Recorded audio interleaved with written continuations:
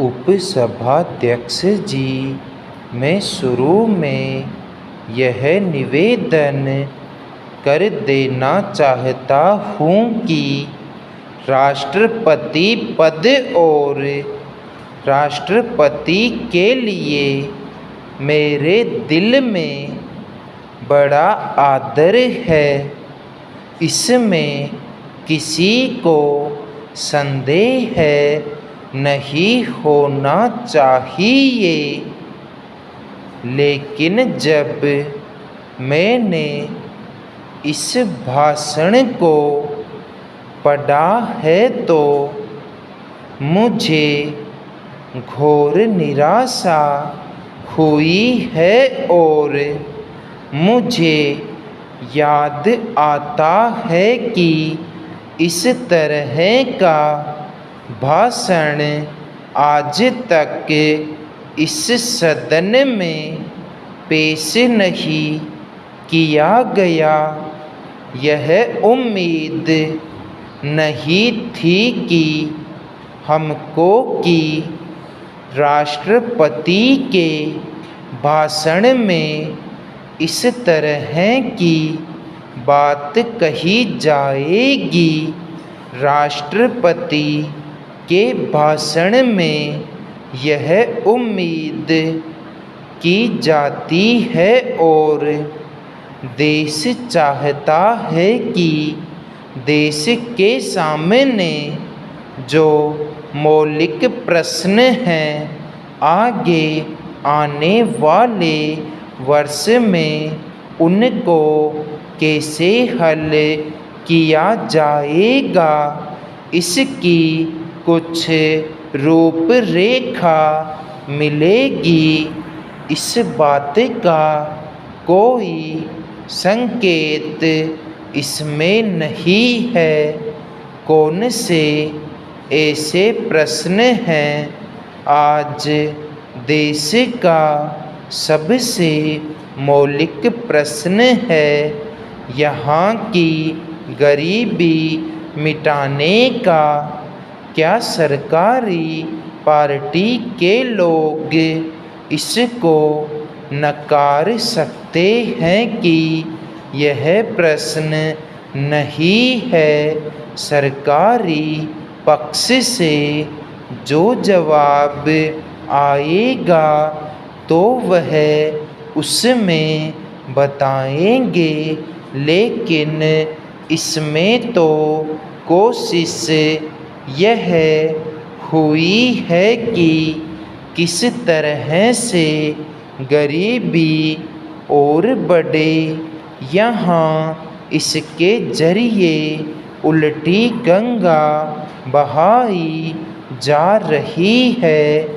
यह चीज़ है जो मैं पहले कहने जा रहा हूँ कि इस सदन से और यहाँ से देश उम्मीद करता था कि जो पार्टी पावर में है और जिसको देश की जनता ने चुनकर भेजा है और उसने भेजा है, तभी आप वहाँ कुछ न कुछ करेंगे देश की गरीबी मिटाने के लिए।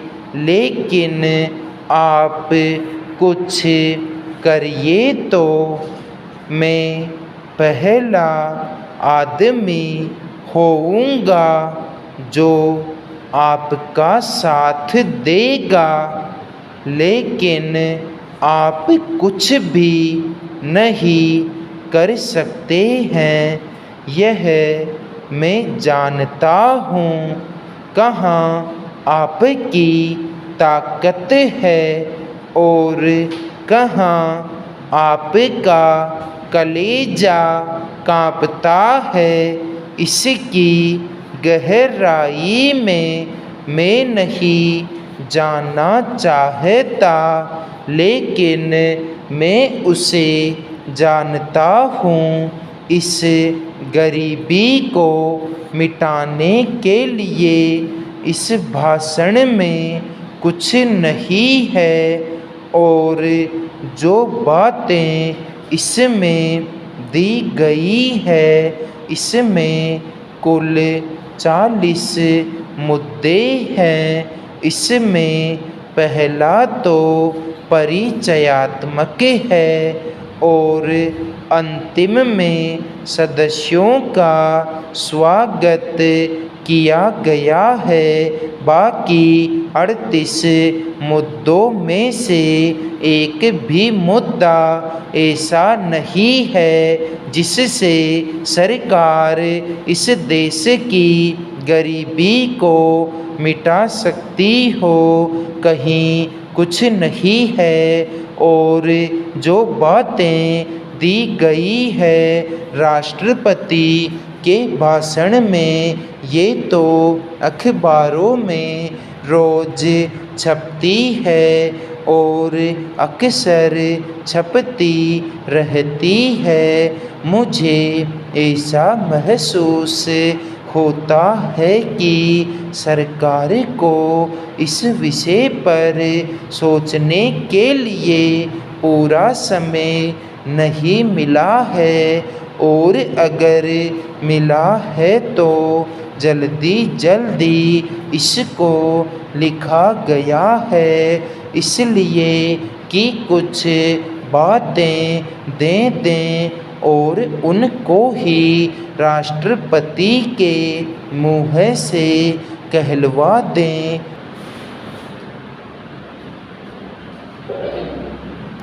महोदय, अब अनाज की बारी आती है। देहात के अंदर ज़्यादा अनाज पैदा किया जाता है। यह भी ठीक है कि हिंदुस्तान एक खेतीहर देश है। अनाज की कीमत का सवाल है। कुछ यह उज्र किया जा रहा था कि कीमतें बढ़ाई जा रही है। गेहूं और दूसरे अनाज का खाने वाले पर प्रभाव पड़ेगा। इस सिलसिले में मैं योजना आयोग से यह अनुरोध करना चाहता हूँ, आप भले कीमतों को न बढ़ाएं, आप एक चीज़ तो ढूंढें कि जो अनाज है उसको पैदा करने में क्या खर्च पड़ता है। जिस तरह आप इंडस्ट्री के सिलसिले में कीमत लगाते हैं कि फलां चीज़ को तैयार करने में इतनी कीमत पड़ी, इतना मुनाफा तो देना ही चाहिए। हम तो कहते हैं कि जो जमींदार है, जो ज़मीन पर काम करते हैं, उनको आप नफ़ा भी न दें पर लेबर तो देंगे। जितना खर्च पड़ता है क्योंकि आपने मिनिमम वेजेज बना रखी है। इंडस्ट्री के लिए सब कुछ लगा रखा है।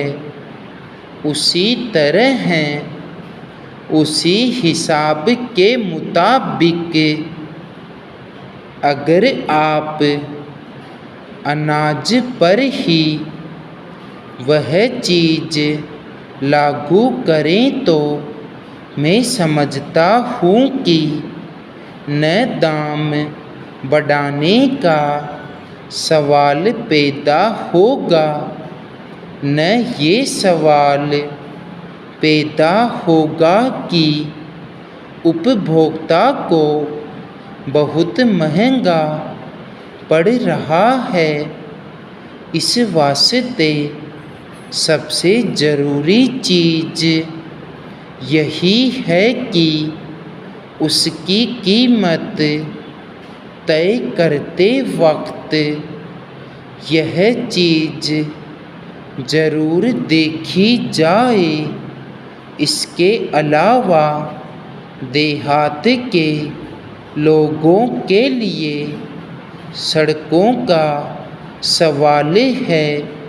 हिमाचल प्रदेश की बात मैंने अलग कह दी है, बाकी जगह भी यही हालत है।